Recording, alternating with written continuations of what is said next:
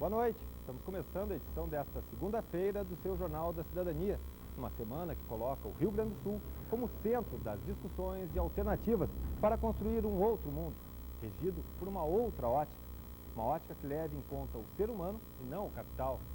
As atividades já começaram hoje com a conferência preparatória Rio+10 sobre o meio ambiente. Neste momento está sendo aberto o Fórum das Autoridades Locais, que reúne prefeitos e políticos de diferentes países e regiões. Mas a grande expectativa é para a segunda edição do Fórum Social Mundial, que começa na próxima quinta-feira, dia 31. Durante 6 dias, cerca de 60 mil pessoas vão estar reunidas na capital gaúcha para fazer um contraponto ao Fórum Mundial Econômico, que sempre aconteceu em Davos, na Suíça, mas esse ano vai ser realizado em Nova York. São, na sua maioria, representantes da sociedade civil de todo o planeta, que querem mudanças no rumo da globalização e o fim desse modelo político e econômico que vivemos agora, um modelo que exclui e aprofunda as desigualdades sociais. Para conversar sobre a segunda edição do Fórum Social Mundial, trouxemos pessoas identificadas com a organização do evento e com as discussões que serão travadas aqui e que fazem parte do Comitê Nacional do Fórum.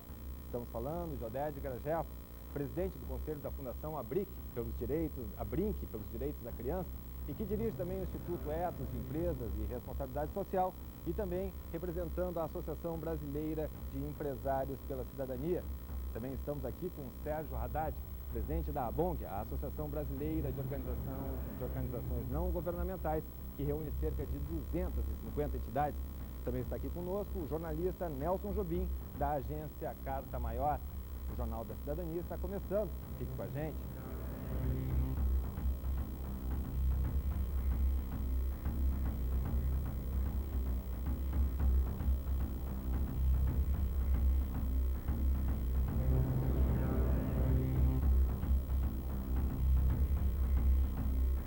Que sociedade é essa que prega a liberdade do indivíduo e empurra, dia após dia, milhares de pessoas para a exclusão social?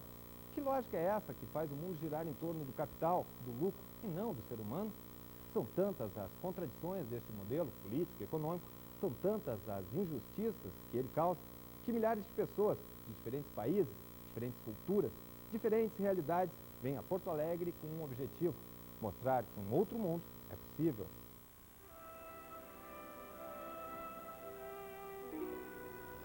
O ser humano é a medida de todas as coisas. Pelo tamanho do ser humano, se mede a vastidão do universo. Assim como pelo palmo e a braça, se começou a medir a Terra. Todo o conhecimento do mundo se faz de uma perspectiva humana. Todo o julgamento das coisas do mundo se faz por um parâmetro humano. Assim, enaltecer o senso moral do ser humano não é um floreio de linguagem que a única espécie que fala se faz. É valorizar este frágil instrumento de medição pelo qual a vida revela seu sentido. O ser humano ou é moral e julga tudo por um prisma moral, ou é apenas um mecanismo inútil. O liberalismo pensa estar defendendo o indivíduo quando nega a primazia do social, ou diz que uma sociedade é apenas um conjunto de ambições autônomas. O culto ao individualismo seria um culto à liberdade se não elegesse como seu paradigma supremo a liberdade de lucrar e como referência moral a moral do mercado. Se não fosse apenas a última das muitas tentativas de substituir o ser humano como a medida de tudo e seu direito à vida e à dignidade como o único direito a ser cultuado. Já tentaram rebaixar o homem a mero servo de uma ordem divina, a autômato descartável de engrenagens industriais, a estatística sem identidade de regimes totalitários.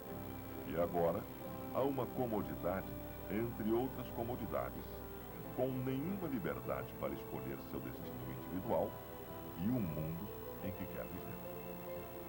Mas o indivíduo só é realmente um indivíduo numa sociedade igualitária, como só existirá liberdade real onde os valores neoliberais não prevalecerem. Estas palavras de Luiz Fernando Veríssimo fecharam o Fórum Social Mundial 2001. Agora o que foi despedida é convite para o reencontro. Em janeiro, em Porto Alegre, Rio Grande do Sul, Brasil. Fórum Social Mundial 2002. Um novo mundo, uma nova consciência. E você pode participar do programa de hoje sobre o Fórum Social Mundial 2002 com perguntas ou opiniões. Os nossos telefones são o 3230 1530 e o 3230 1533. Tem também o endereço eletrônico jcidadania@tve.com.br. Boa noite aos nossos convidados. Obrigado pela presença de todos aqui. Oded Grajew, o senhor foi um dos inspiradores e também participa ativamente da organização do Fórum. O que representou a primeira edição do Fórum Social Mundial? O que aconteceu pós a primeira edição do Fórum Social Mundial? Bom, imediatamente após foi uma sensação maravilhosa, né, em primeiro lugar de alívio, né, a gente estava muito tenso, era uma primeira experiência, foi um esforço muito grande, poucos recursos, uma ideia nova e que deu certo, então nos deu uma imensa felicidade, né? Até posso te contar uma passagem pessoal, eu estava aqui até com minha mulher na saída e disse, bom, agradecer a Deus por ter me dado a oportunidade de participar desse momento histórico, porque pela primeira vez, né, as pessoas do mundo inteiro, né, se juntando e percebendo que não estavam sozinhos e que havia a possibilidade de um outro mundo e que havia propostas, não era apenas um momento de protestos, mas que havia propostas, havia caminhos e havia muitas organizações pelo mundo que tinham as mesmas ideias, as mesmas propostas, que era possível juntar todos e que um outro mundo é possível. E que um caminho que foi inaugurado pelo primeiro Fórum Social se consolidou, ia ter realmente segundo, terceiro, quarto, que o movimento ia ganhar o mundo, o que realmente aconteceu. Estamos aqui nas vésperas do segundo fórum e tudo aquilo que a gente sentiu que aconteceu depois do primeiro fórum está acontecendo. E como organizar, canalizar toda essa insatisfação? Ano passado foram mais de 16 mil pessoas, mais ou menos aqui a expectativa é que sejam 60 mil pessoas de mais de 100 países. Como conseguir organizar canalizar essa insatisfação, canalizar essas pessoas aqui para discutir isso? Não é fácil. Não. Bom, primeiro, se a gente tentasse canalizar, seria muito difícil.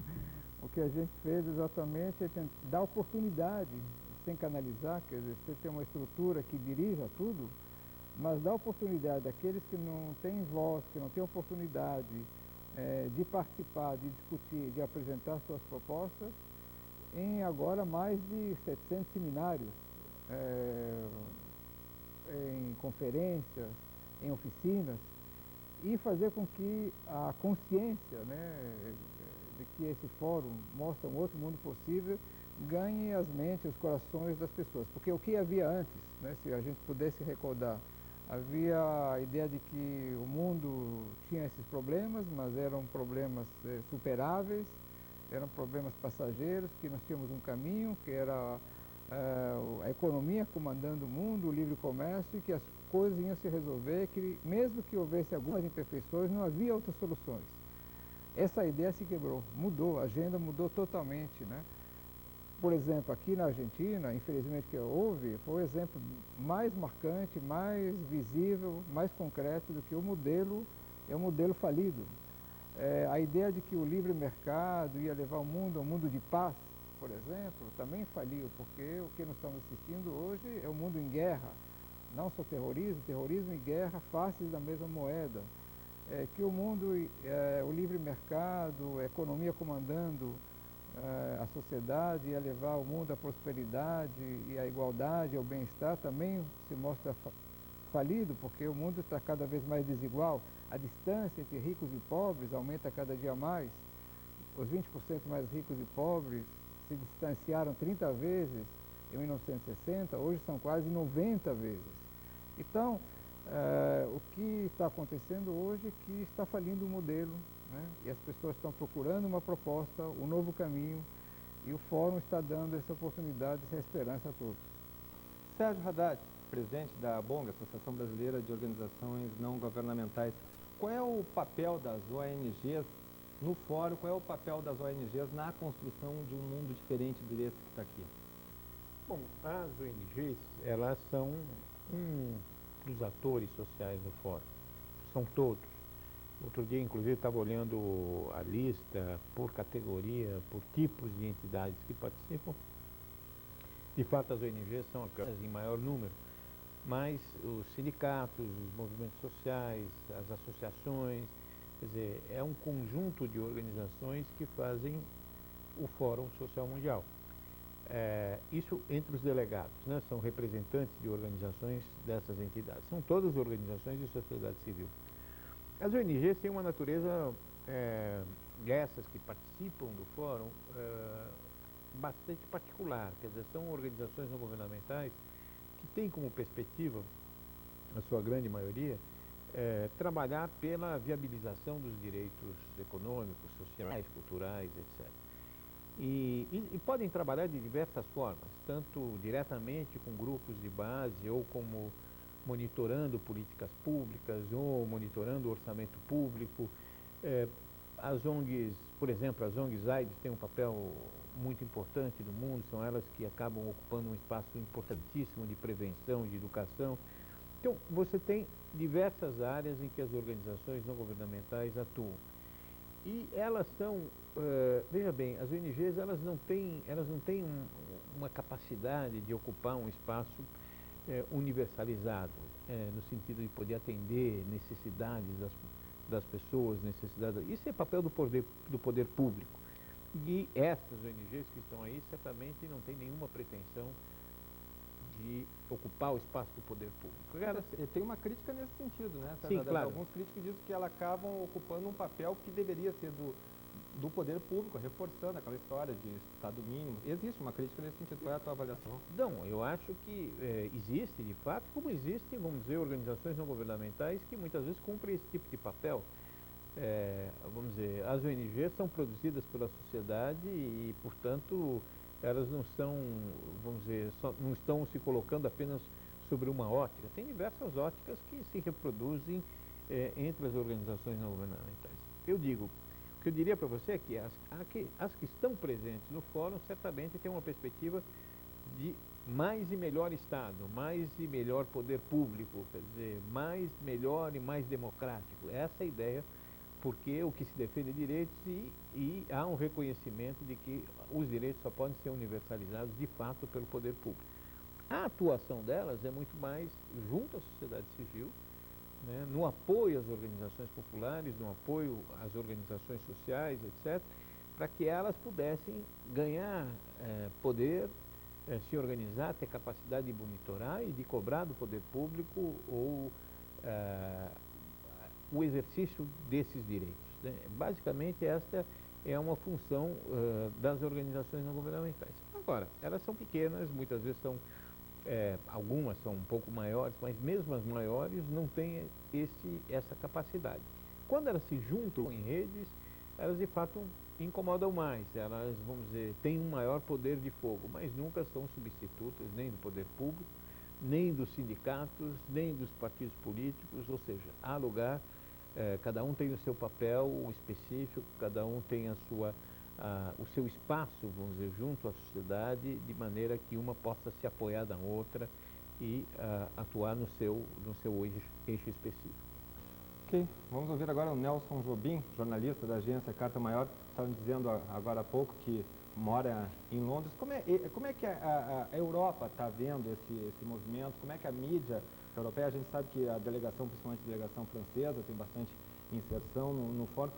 Como é que a mídia de fora do Brasil tem visto o evento? Não sei se tu tem acompanhado, pode dizer alguma coisa para a gente, não? Olha, o jornal francês Le Monde Diplomatique, que hoje é o grande jornal de esquerda, é um dos grandes porta-vozes desse movimento de crítica à globalização, pessoal do ataque à associação pela taxação de transações financeiras em benefício dos cidadãos. Então, isso tem uma repercussão importante, sobretudo na França. Eu diria que nos países anglo-saxões a coisa às vezes é vista como meio anti-americana, assim, tem um certo preconceito. Até um dos prefeitos que eu entrevistei hoje me disse: vocês são mais prefeitos dos Estados Unidos, da Alemanha, da Inglaterra. Mas, enfim, basicamente isso é visto na Europa como um movimento pela democratização da sociedade internacional.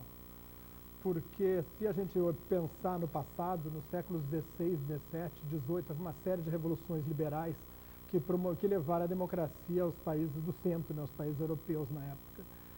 E hoje em dia você tem uma sociedade internacional criada pela globalização econômica, em que os estados nacionais dos países se tornaram mais fracos, e o que acontece é que não existe um governo mundial, existem essas organizações como a ONU, e na parte econômica as chamadas Três Irmãs, né, o sistema de Bretton Woods, que foi criado pelos Estados Unidos depois da Segunda Guerra Mundial, uma nova ordem mundial criada pelo Roosevelt, e que era basicamente para atender aos interesses dos Estados Unidos, evitar que o fim da guerra provocasse uma nova depressão na economia americana, que tinha entrado em depressão em 29, foi até 39 e só acabou mesmo com a guerra.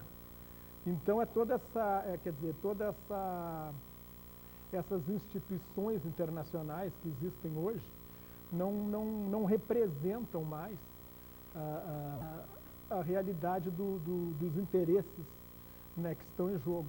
Elas representam uma nova ordem mundial criada depois de 45, quando terminou a Guerra Fria, como até o outro companheiro ele falou claramente, tinha aquela esperança, agora vamos ver num mundo de paz e prosperidade econômica.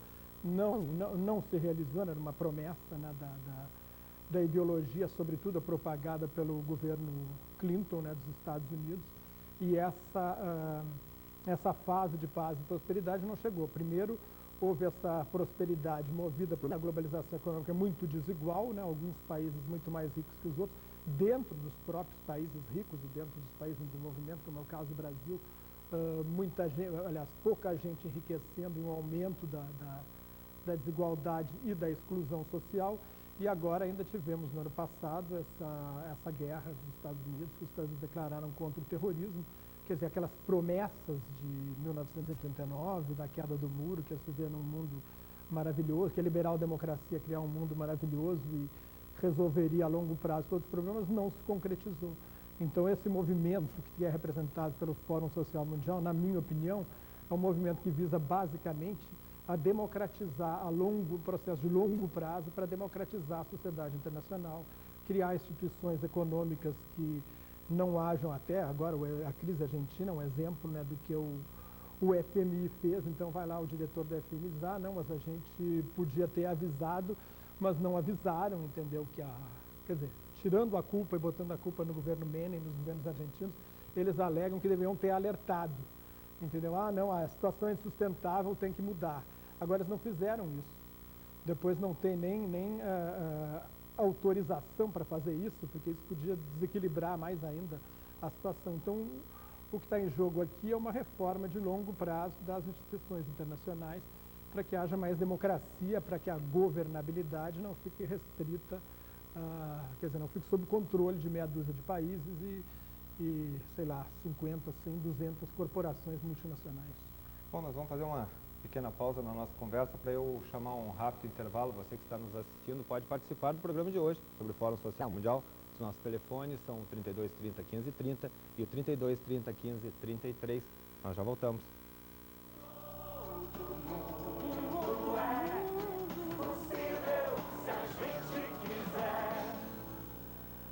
Nos dias 4 e 5 de fevereiro, durante o Fórum Social Mundial, acontece o curso de extensão Uma Polícia Democrática e Cidadã para a Construção da Paz, promovido pelo Instituto de Filosofia e Ciências Humanas da URGS.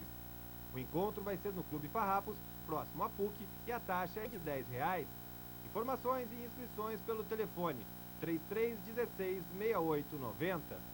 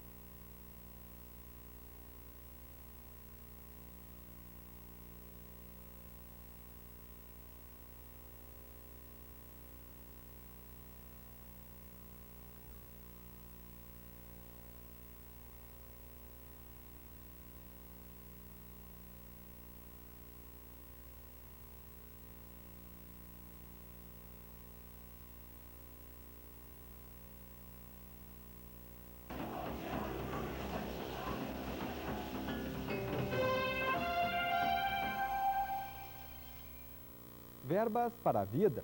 O mundo gasta 800 bilhões de dólares em armamentos. Uma montanha de dinheiro que, na ponta do lápis, poderia acabar com a fome, a miséria e o analfabetismo. Os gastos militares e a globalização é um dos temas do quarto eixo do Fórum Social Mundial.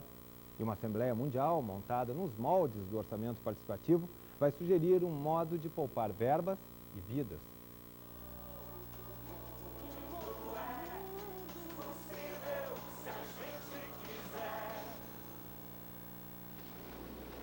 Enquanto as maiores potências do mundo movimentam 800 bilhões de dólares por ano no mercado de armas, mais de 1 bilhão de pessoas, entre elas 20 milhões de crianças, passam fome. Um comércio que tem sacrificado muitas vidas. No início do século XX, 90% das vítimas de guerra eram soldados. Hoje, as vítimas são civis. O cenário de guerra que marca o início do século XXI não deve acabar tão cedo. Se houve uma longa guerra do Vietnã entre 64 e 73, que matou cerca de 55 mil americanos, é preciso admitir o quanto as grandes empresas de armas dos Estados Unidos ganharam com as encomendas do governo. E quando tem isso alimentando a guerra, há que admitir que a guerra tem tudo para continuar, tome a forma que tomar, assuma a ideologia que assumir. O historiador afirma que, além da violência, as guerras promovem injustiças sociais. E a própria guerra do Afeganistão alardeia-se uma guerra contra o terrorismo mundial. Isso é jogar areia nos olhos do povo. Guerra contra o terrorismo mundial. Mas qual forma de terrorismo? Que tipo de terrorismo? E quantos terrorismos está implicando essa guerra para livrar o mundo do terrorismo? E quantos terrorismos mais? É outra afirmação do Estado policial americano e, enquanto isso, as indústrias bélicas americanas ficam lucrando em cima das vítimas alheias. Uma assembleia inédita durante o Fórum Social Mundial vai discutir o problema das guerras. Reconhecido no país e exterior, o orçamento participativo servirá como instrumento para que representantes de vários lugares do mundo escolham propostas de como aplicar o dinheiro usado com armas em outras áreas. Onde é que você aplicaria tanto dinheiro? Saúde, educação, segurança. Coisas que a gente precisa tanto aí, saúde, educação, sabe?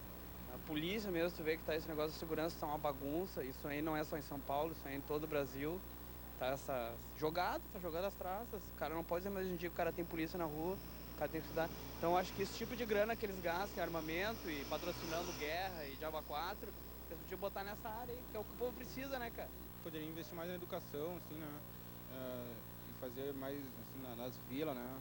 O negócio é melhorar bastante aí, tem muita vila, assim, ainda sem asfalto, sem nada, esses negócios. Podiam investir nisso aí. O coordenador executivo do fórum confirmou a presença do representante da Cruz Vermelha, Jean-François Olivet, na Assembleia. Cada participante deverá votar em 3 temas prioritários. A Assembleia é instalada pelo governador do estado, Olívio Dutra, e depois, então, a apresentação dos recursos hoje aplicados na guerra, feita pelo Claude Serfati, um especialista nessa área, e depois se segue, então, a discussão e apresentação de teses sobre as áreas alternativas, né, que são feitas por especialistas em cada uma das áreas. Além de autoridades internacionais, a Assembleia Pública também reservou espaço para outras entidades.